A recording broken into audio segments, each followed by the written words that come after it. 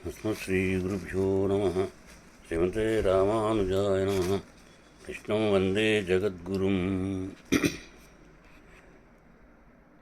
కృష్ణానమేతత్పునరుక్తశోభం ఉష్ణేతరాం సోరుదయం ముఖేందో తృష్ణాంబురాశిం ద్విగుణీకరోతి కృష్ణా స్వయం కించిన జీవితం మే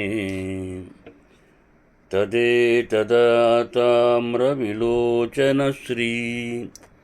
సంభావితాశేషవినమ్రవర్గం ముహుర్మురారేః మధురాదరోష్టం ముహుర్మురారేః మధురాదరోష్టం ముఖాంబుజం చుంబతి మానసం మే. కృష్ణం వందే జగద్గురుం. శ్రీమన్మహాభారతం ఆదిపర్వం. నారాయణం నమస్కృత్య నరం చైవ నరోత్తమం దేవీం సరస్వతీం వ్యాసం తతో జయముదీరయేత్ అని. అంటే ఈ ఆదిపర్వంలో 25వ అధ్యాయం. కద్రువ సూర్యుని ఇంద్రాదులను స్తుతించటం. అంటే కశ్యప ప్రజాపతి యొక్క భార్యలు వీళ్ళిద్దరు, కద్రువ వినత. వారికి కలిగిన వాళ్ళు నాగజాతి అంతా కూడా కద్రువకు కలిగితే ఇద్దరిని వినత ప్రసవించింది. అంటే ఆ ఇద్దరిలో మొట్టమొదటి వాడు అనూరుడు. ఈవిడ కంగారుపడి ముందుగానే ఆ గుడ్డుని విచ్ఛిన్నం చేయడం వల్ల సగం దేహంతో పుట్టడం జరిగింది. ఆయన అరుణుడు అయ్యాడు. ఆ అరుణుడిని మనకి సూర్య రథసారథి అయినట్టుగా తెలిసింది. అట్లాగే రెండవది ఆ రక్షగా ఉండడం వల్ల, వినత చాలా రక్షగా చూసుకోవడం వల్ల సమయానికి రావడం, దాంట్లోంచి గరుత్మంతుడు ఉద్భవించడం కూడా మనకి తెలుసు. అయితే విహారయాత్రకు వచ్చినప్పుడు వీళ్ళిద్దరూ కద్రువ వినతులు సవతులు కాబట్టి విహారయాత్రకు వచ్చినప్పుడు ఎప్పుడు కూడా కద్రువ కొంచెం దుష్టబుద్ధితోనే ఎట్లా అయినా సరే తన సవతి అయినటువంటి ఆ వినతను దాసీగా చేసుకోవాలనే ఒక దుర్బుద్ధితోటి ఉండేది. ఈ అమృతోత్పాదనము జరిగినప్పుడు, ఆ అమృత మథనం జరిగినప్పుడు ఆ సమయంలో వచ్చిన ఒక వస్తువు ఈ ఉచ్చైశ్రవం, అంటే శ్వేతజాతి తురగరాజం, అశ్వరాజం. ఆ గుర్రము తెల్లని శ్వేతవర్ణం కలిగినది, తెల్లని గుర్రం. అయితే దాన్ని చూడడం జరిగింది వీళ్ళిద్దరూ. ఈ వెనతని ఎట్లాగో అట్లాగా దాసీగా చేయాలనేటువంటి ఒక దుర్బుద్ధితో ఉంది కాబట్టి ఈ కద్రువ ఆ శ్వేత గుర్రాన్ని చూసావా, దాని తోక చూసావా అని అడిగింది. అడిగితే శ్వేతగుర్రం తెల్లగుర్రానికి తోక తెల్లగానే ఉంటుంది కదా అంది. లేదు, నల్లగా ఉంది అంది. లేదు, తెల్లగానే ఉంది అన్నారు. అయితే సరే, మనం దగ్గరికి వెళ్ళి చూద్దాం, రేపు వెళ్దాం. అది నల్లగా ఉంటే నువ్వు నాకు జీవితాంతం దాసీగా సేవ చేయాలి అని కద్రువ వినతను పందెం కాసింది. సరే, ఇంటికి రావడం, తన యొక్క 1000 మంది నాగులను పిలిచి కద్రువ అందులో నల్ల త్రాచులు వెళ్ళి ఆ తోకకు చుట్టుకోవడం ఆజ్ఞాపించింది, చుట్టుకోమని. కొంతమంది ఆ పుత్రుల్లో కొంతమంది ఏమన్నారంటే భయపడ్డారు. కొంతమంది అలా చేయటం పాపం అని, కొంతమంది చేయలే. మిగిలిన వాళ్ళందరూ కూడా సరే తల్లి ఆజ్ఞ పాటించాలి. లేకపోతే ఆవిడ శపించింది. ఏమని శపించింది? వచ్చే జనమేజయుడు చేసేటటువంటి భవిష్యత్ కాలంలో ఆ సర్పయాగంలో మీరందరూ కూడా నాశనం అయిపోతారు, దహనం అయిపోతారు ఈ నా మాట వినకపోతే అని చెప్పడం వల్ల దాంట్లో కొంతమంది మధ్యకి సరే ఆ శాపాన్ని నుంచి ఎలా అయినా సరే రక్షించుకోవాలనే ఉద్దేశంలో సరే మేము వెళ్తామని చెప్పడం, వాళ్ళు రావడం, ఆ ఉచ్చైశ్రవం యొక్క ఆ తోకను ఈ నాగులన్నీ కలిసి చుట్టుకునడం వల్ల నల్లగా ఉండడం, అది మనకు వీళ్ళిద్దరూ చూడడం, ఆ చూచిన దృశ్యంతో ఆ దుష్టబుద్ధి కలిగినటువంటి కద్రువ వినతను ఇదిగో నేను చెప్పినట్టుగా నల్లగానే ఉంది, అందుకని నువ్వు నాకు జీవితాంతం దాసిగా ఉండవలసిందే అని ఆజ్ఞాపించడం. పాపం అప్పటి నుంచి కూడా ఆవిడ అలా ఉండడం జరిగింది దాసిగా, ఎవరు వినత. ఆ తర్వాత ముందుగా పుట్టినటువంటి అరుణుడు సూర్యుడికి రథసారథిగా అవడం జరిగింది. అట్లాగే రెండవ కుమారుడైనటువంటి గరుత్మంతుడు ఆయన సమయానికి రావడం వల్ల తన యొక్క తల్లి వినత యొక్క ఆ దాస్యాన్ని విముక్తి చేయాలి, అందుకని చెప్పి ఆయన బయలుదేరడం జరిగింది. ఆయన చాలా నేను చెప్పుకున్నాం, చాలా గొప్పవాడు, ఇటువంటి ప్రలోభాలకి లొంగనవాడు, మహా తేజస్ సంపన్నుడు గరుత్మంతుడు. తల్లి యొక్క దాస్యాన్ని విముక్తి చేయడానికి బయలుదేరడం జరిగింది. సరే మెల్లిగా కోరిన ప్రకారం ఏ రూపంలో అయినా సరే ఎక్కడికైనా సరే వెళ్ళగలిగినటువంటి బలాఢ్యుడైనటువంటి ఆ గరుత్మంతుడు సముద్రంలోకి ఆవలోటికి వెళ్ళి ఆ ఉన్న తల్లి అయినటువంటి వినతి దగ్గరికి వెళ్ళడం జరిగింది. అక్కడే కద్రువుతో వేసిన పందెంలో వినతి ఓడిపోయిన ఆమెకు దాస్యం చేస్తూ ఎంతగానో కుమిలిపోవడం కనిపించింది ఆయనకి, గరుత్మంతునికి. అట్లాగే ఒకనాడు ఆ కద్రువ గరుత్మంతుని దగ్గరికి కూర్చున్న వినతను చూసి ఈ విధంగా చెప్పింది. వినత సముద్రం లోపల నిర్జన ప్రదేశంలో రమణీయమైనటువంటి చూడదగినటువంటి నాగుల యొక్క నివాస స్థానం ఉన్నది, నన్ను అక్కడికి తీసుకుని వెళ్ళి చూపించు అని ఆజ్ఞాపించింది. సరే తప్పదు. సరే వైనదేవుడు కూడా ఆ సూర్యునికి ఎదురుగా ఆకాశమార్గంలోకి ఎగరడం, సూర్యతాపానికి తాళలేక తన పైన ఉన్నటువంటి సర్పాలన్నింటిని కూడా తీసుకెళ్తున్నాడు కాబట్టి అవి కూడా తాళలేక ఎండ వేడిమికి మూర్చిపోవడం జరగడం. ఈ విధంగా దేవతల అధిపతమైనటువంటి మహేంద్రుడికి వీళ్ళందరూ ఈ కద్రువ వినత వాళ్ళు ఆయన్ని కొనియాడడం, స్తుతించడం, అక్కడ నుంచి వీరిద్దరూ కూడా మెల్లిగా అక్కడికి చేరుకోవడం జరిగింది. అవన్నీ కూడా చూసిన తర్వాత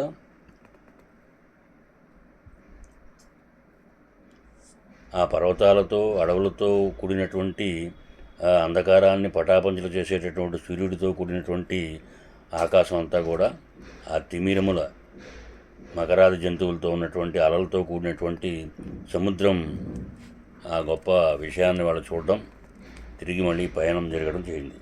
అయితే ఈ ప్రపంచం యొక్క మేలు కోరే వాళ్ళందరూ కూడా బ్రాహ్మణులుగా ఉంటారు కాబట్టి ఈవిడ చెప్పింది, నువ్వు వెళ్తున్నావేమో అమృతం తేవడానికి వెళ్తున్నావేమో, నిషానులు అని ఉంటారు, నిషాదులు ఉంటారు సముద్ర మధ్యంలో, అక్కడికి వెళితే కనుక వాళ్ళందరినీ నువ్వు ఆహారంగా స్వీకరిస్తే నీకు బలం వస్తుంది. ఈయన అడుగుతాడు గరుత్మంతుడు, అక్కడికి వెళ్ళడానికి నాకు బలం కావాలి కదా అంటే, సరే అక్కడికి వెళితే వాళ్ళందరినీ తిని ఆహారంగా తీసుకుని నువ్వు ఆ బలం సంపాదించుకుని వెళ్ళవలసింది అని చెప్పడం. అట్లాగే దాంట్లో కనుక ఏమాత్రం బ్రాహ్మణుడు అన్నవాడు ఉంటే కనుక వారిని మట్టికి నువ్వు ఏం చేయడానికి లేదు, నీ యొక్క శక్తి అంతా వాళ్ళ ముందు పనికిరాదు. ఒక బ్రాహ్మణుని ఏమన్నా అంటే కనుక నీ యొక్క వాళ్ళ తపోశక్తి వల్ల నీ యొక్క శక్తులన్నీ కూడా ఏమాత్రం పని చేయకుండా పోతాయి. అందుకని బ్రాహ్మణులకి మటుకు ఏమాత్రం అపకారం చేయొద్దు అనగానే సరే అలాగే వెళ్తాడు. కానీ పొరపాటున నోరు తెరిచిన వెంటనే ఆ నిషాదులందరూ లోపలికి పోతారు. ఆ సమయంలో ఒక భార్యాభర్తలైనటువంటి బ్రాహ్మణులు కూడా లోపలికి వెళ్ళిపోతారు. వెంటనే ఆయన బయట రావడం, ఆయన కొంచెం ఎలాగో వేడుకుని ఇద్దరు బయటకు రావడం, ఆ తర్వాత ఈయన ఇంద్రుడి దగ్గరికి వెళ్ళడం జరుగుతుంది. అలాగే పరస్పరమివాచ్యర్థం గర్జంతః సతతం దివి నివర్తితమివాకాశం జలదై మహాద్భుతై సుమహాద్భుతై సృజతిద్రుతలం తోయం అజస్రం సుమహారవై సంసవృత్తమివాకాశం ధారోర్మిద అనేకశః. ఆ మేఘాల ఆకాశం అంతా దదరిలేట్టుగా గర్జిస్తూ ఉంటే ఉరుములతో మెరుపులతో కుండపోతగా వర్షించడం మొదలుపెట్టినప్పుడు ఎటు చూసినా నీరే. ఆకాశం అనేటటువంటి సముద్రం వర్షధాటికి నృత్యం చేస్తున్నట్లుగా కనబడింది. ఎప్పుడైతే వీళ్ళు ఆ దేవేంద్రుని కోరారో తన యొక్క పుత్రులను రక్షించమని, ఆ గరుత్మంతుని మీద ఉన్న సర్పాలన్నీ కూడా ఆ మూర్ఛ నుంచి తిరిగి లేచేలాగా మేఘావృతమై చేసి వర్షాన్ని ఆజ్ఞాపించి రమణమని తేరుకునేటట్లుగా చేయడం ఇంద్రుడు యొక్క గొప్పతనం. అలాగే సూర్యచంద్రుల యొక్క కిరణాలు కనిపించకుండా వర్షించడం వల్ల వాగులన్నిటికీ తాపం శమించి సంతోషం కలిగిందిట. భూమి అంతా జలమయం అయిపోయింది. చల్లని ఆ నీరు పాతాళం దాకా వ్యాపించడం జరిగింది. ఆ సమయంలో భూమి అంతా అనేక జలతరంగాలతో కప్పబడినట్లుగా మనకి తెలుస్తోంది. ఈ విధమైనటువంటి వర్షానికి సంతోషించిన సర్పాలు తల్లితో సహా రమణీయమైనటువంటి ఆ నాగద్వీపాన్ని మళ్ళీ చేరడం జరిగింది. ఇది శ్రీ మహాభారతంలో ఆదిపర్వంలో ఆస్తిక పర్వం అనేటటువంటి ఉపపర్వంలో ఉపాఖ్యానమైనటువంటి 26వ అధ్యాయాన్ని మనం ముగించుకోవడం జరిగింది. తల్లి దాస్యవృత్తిని ఏ విధంగా గరుడు తీరుతుందని గరుడు వాటిని సర్పాలను అడగడం, ఆ సర్పాలు ఏం సమాధానం ఇస్తున్నారో చూద్దాం. నాగులందరూ నీటి ధారలతో తడిసి తాపాన్ని పోగొట్టుకుని సంతోషించి గరుడుని వీపై కూర్చుండి ఆ రామణీయక ద్వీపాన్ని చేరడం జరిగింది. విశ్వకర్మ నిర్మించినటువంటి ఆ ద్వీపం మొసళ్లకు నివాస స్థలమై ఈ వాగులు కూడా ఇక్కడికి రావడం వల్ల లవణ సముద్రం భయంకరంగా కనిపించడం జరిగింది. ఈ విధంగా గరుడునితో కూడా వచ్చిన సర్పాల వల్ల ఆ ప్రదేశం సముద్ర జలంతో అభిషేకం చేసినట్లుగా అక్కడ ఉన్న పక్షుల కలకల రావాలతోటి అదంతా ప్రదేశం అంతా మారుమోగింది. ఆ రామణీయకమైనటువంటి విచిత్రమైనటువంటి పండ్లతో, పుష్పాలతో, చెరువులతో, అందమైనటువంటి భవనాలతో, వనాలతో కూడి ఉన్నది ఆ ప్రదేశం అంతా కూడా. పుష్పాల పరిమళాన్ని వెదజల్లుతూ చల్లని వాయువులతో అక్కడ వరుణుడు అక్కడ సంచరిస్తడం జరుగుతుంది. అట్లాగే పవనుడు అక్కడి నుంచి గంధపు చెట్లు మహోన్నతంగా ఉండడం, గాలి వేగానికి పుష్పవర్షాన్ని కురిపించడం ఎంతో శోభాయమానంగా అక్కడ వర్ణించడం జరిగింది. అలాగే కేచడు అనేటువంటి, నీవు ఆకాశంలో సంచరిస్తున్నప్పుడు అనేకమైనటువంటి సుందర ప్రదేశాలను చూసి ఉంటావు కదా, కాబట్టి మమ్మల్ని నిర్మల జలం ఉన్న మరో మంచి ద్వీపానికి తీసుకుని వెళ్ళవలసిందని. ఆ మాటలకేమో కొంత బాధపడి గరుడు తన తల్లితో, అమ్మ నేను సర్పాలు ఆజ్ఞాపించే పనులన్నీ ఎందుకు చేయాలి అని అడగడం. తర్వాత అప్పుడు తల్లి వినత, ఆయన దురదృష్టం వల్ల నేను నా సవతి అయినటువంటి కద్రువకు దాసీనయ్యాను కదా, ఆ పందెంలో నేను ఆమె చేతిలో ఓడిపోవడం వల్ల ఈ విధమైనటువంటి సేవ నేను చేయవలసి వస్తున్నది అని తన దాసిత్వానికి తల్లి కారణం చెప్పగా గరుత్మంతుడు దుఃఖించి ఇలా అంటున్నాడు, సర్పములారా, మేము ఏమి తీసుకువచ్చి మీకు ఇస్తే మా తల్లిని దాస్యం నుంచి విడిపించుకోవచ్చునో చెప్పవలసింది అని అడగడం. ఆ విధంగానే గరుడుని యొక్క మాటలు విన్న ఆ సర్పాలు తమకు ఆహారంగా అమృతాన్ని తెచ్చిస్తే ఈ దాసీత్వం నుండి నీకు విముక్తి కలుగుతుందని చెప్పడం జరిగింది. ఇది శ్రీ మహాభారతంలో ఆదిపర్వంలో ఆస్తిక పర్వం అనేటువంటి ఉపపర్వంలో పౌర్ణోపఖ్యానంలో మనకి 27వ అధ్యాయాన్ని మనం పూర్తి చేసుకున్నాం. అట్లాగే సర్పాలు అమృతం కోరితే గరుత్మంతుడు తన తల్లికి ఈ విషయాన్ని చెప్పడం, అమృతం తీసుకుని రావడానికి బయలుదేరడం, నాకు ఆహారంగా కావాలని ఎక్కడ దొరుకుతుందో చెప్పనడం. అట్లాగే వినత కుమారునితో ఆయన సముద్ర మధ్యంలో ఉండేటటువంటి ఆ బోయిపల్లి ఇందాక మనం చెప్పుకున్నట్టుగా ఆ నిషాదుల దగ్గరికి వెళ్ళడం, ఆ నిషాదులందరినీ ఆహారంగా తీసుకోవడం, మధ్యలో బ్రాహ్మణులకు మళ్ళీ ఇది చేయడం, ఇవన్నీ కూడా జరగడం.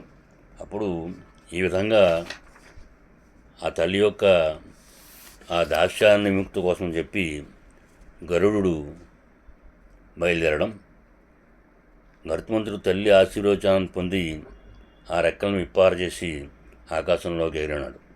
ఆకలితో ఉన్నటువంటి అతను ఆ నిషాదుల పాలిట యమునిలాగా వారి దగ్గరికి వెళ్ళడం, నిషాదుల పరిహార సమయంలో భూమి నుండి ఆకాశం దాకా అతని వేగాన్ని చూసినప్పుడు దుమ్ము లేచి ఉండడం, సముద్రంలో నీరు కూడా ఎండి ఉండడం, ఆ సమీపంలో ఉండేటటువంటి చెట్లన్నీ కూడా కమిలిపోవడం, కదిలిపోవడం, ఈ విధంగా జరగడం.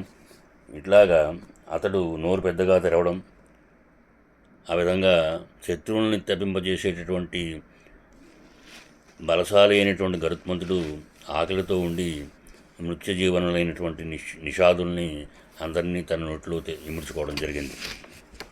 ఆ సమయంలోనే ఇందాక మనం చెప్పినట్టుగా ఆ బ్రాహ్మణుల యొక్క ఆ జంట మళ్ళీ తిరిగి రావడం, లోపలికి వెళ్ళి తిరిగి రావడం జరిగింది. ఆ విధంగా ఈయన అమృతం సంపాదించడం కోసం అని చెప్పి వారి యొక్క సర్పముల యొక్క కోరికను కోసం, వాళ్ళ కోరిక తీర్చడం కోసం తల్లి యొక్క దాసురాలని విముక్తిని చేయడం, దాస్యం నుంచి ముక్తురాలను చేయడం, ఈ విధంగా జరగడం మున్ముందు మనం అన్వయించుకోవడం జరుగుతుంది. కృష్ణం వందే జగద్గురు.